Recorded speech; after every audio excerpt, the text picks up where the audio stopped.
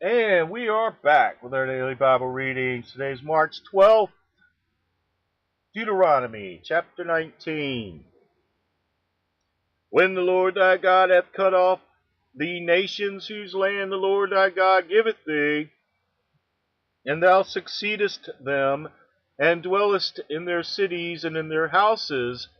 thou shalt separate 3 cities for thee in the midst of thy land, which the Lord thy God giveth thee to possess it. Thou shalt prepare thee a way, and divide the coasts of thy land, which the Lord thy God giveth thee to inherit, into 3 parts, that every slayer may flee thither. And this is the case of the slayer which shall flee thither, that he may live, whoso killeth his neighbor ignorantly, whom he hated not in time past.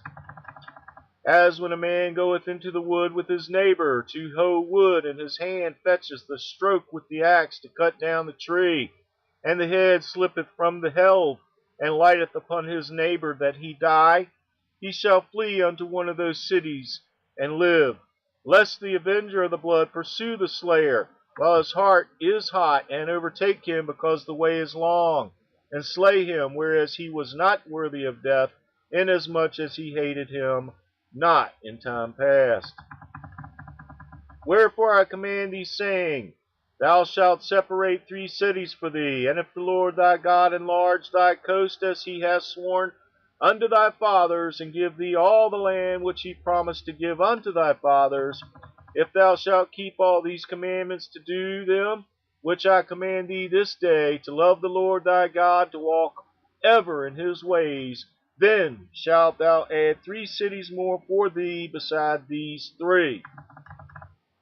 that innocent blood be not shed in thy land, which the Lord thy God giveth thee for an inheritance, and so blood be upon thee. But if any man hate his neighbor, and lie in wait for him, and rise up against him, and smite him mortally,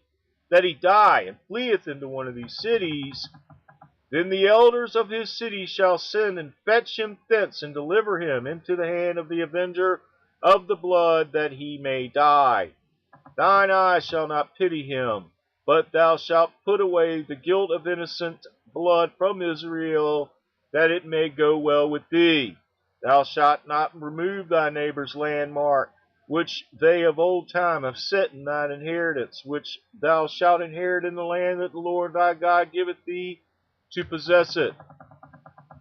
One witness shall not rise up against a man for any iniquity, or for any sin, in any sin that he sinneth. At the mouth of 2 witnesses, or at the mouth of 3 witnesses, shall the matter be established. If a false witness rise up against any man to testify against him that which is wrong, then both the men, both whom the controversy is, shall stand before the Lord, before the priests and the judges, which shall be in those days. And the judges shall make diligent inquisition, and behold, if the witness be a false witness, and hath testified falsely against his brother, then shall ye do unto him as he had thought to have done unto his brother. So shalt thou put the evil away from among you. And those which remain shall hear and fear, and shall henceforth commit no more any such evil among you. And thine eye shall not pity, but life shall go for life, eye for eye, tooth for tooth, hand for hand, foot for foot. The word of the Lord.